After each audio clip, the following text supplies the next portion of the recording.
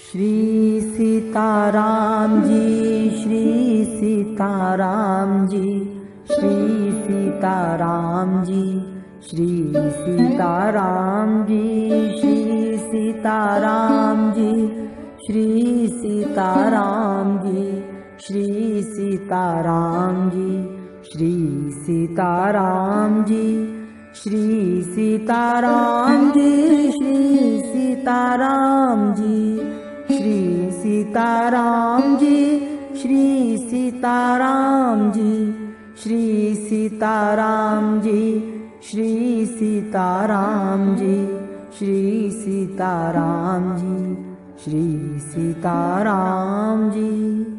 बोलिए सियावर रामचंद्र भगवान की जय।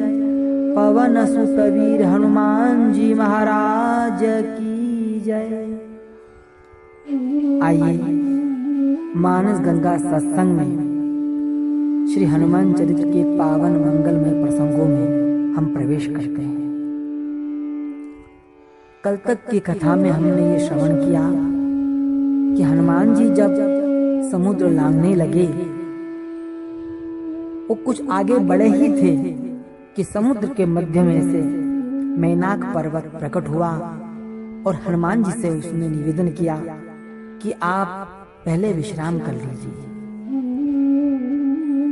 हनुमान जी ने मैनाक पर्वत को स्पर्श कर प्रणाम किया, उनके स्नेह का सम्मान किया और कहा, महाराज अभी रामकाज करना शेष है। भगवान का कार्य किए बिना मुझे विश्राम कहाँ है। हनुमान जी की दृष्टि में तो भगवान की सेवा, भगवान के कार्य में ही वास्तविक विश्राम है। हनुमान जी महाराज आगे बढ़े। अब दूसरी समस्या उनके सामने आई।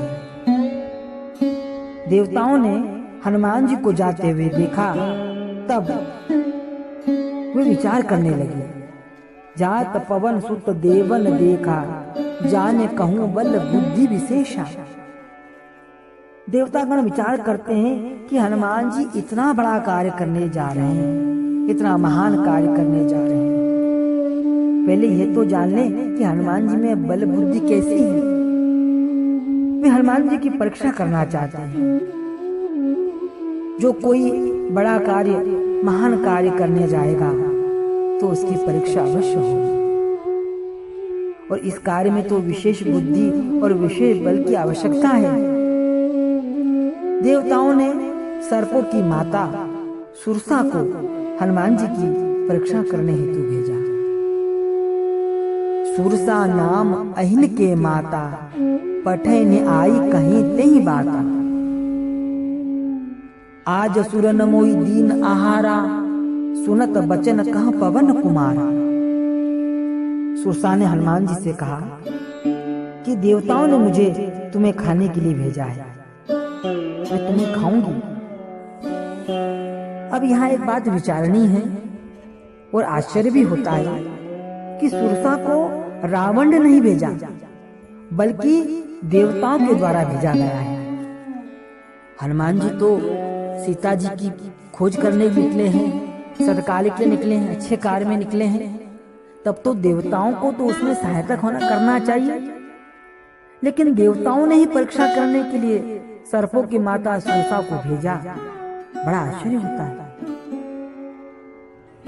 हनुमान जी ने सोचा कि जब देवताओं ने भेजा है तो ठीक है, परंतु मां, यह शरीर एक ना एक दिन तो अवश्य ही नष्ट होने वाला है। तुम मुझे खाकर अपनी शुद्धा मिटा लो, ये तो अच्छी बात है, परंतु मां, एक कार्य मुझे पहले कर लेने दीजिए, फिर आप मुझे खा लीजिएगा।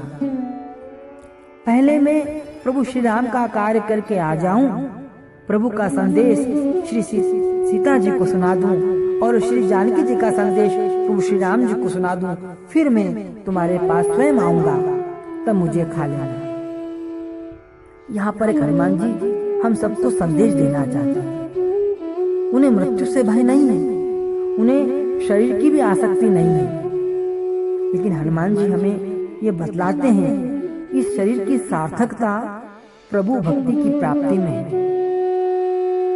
जब तक इस शरीर के द्वारा भगवान की भक्ति ना मिल जाए, जब तक इस देह के कारण हमें लक्ष्य की प्राप्ति न हो जाए, तब तक हमें इस शरीर का उपयोग करना है, साधना करना है। और जब भक्ति की प्राप्ति हो जाए, लक्ष्य की प्राप्ति जीवन में हो जाए, फिर यह शरीर रहे या न रहे, कोई आपत्ति नहीं, कोई भय नहीं।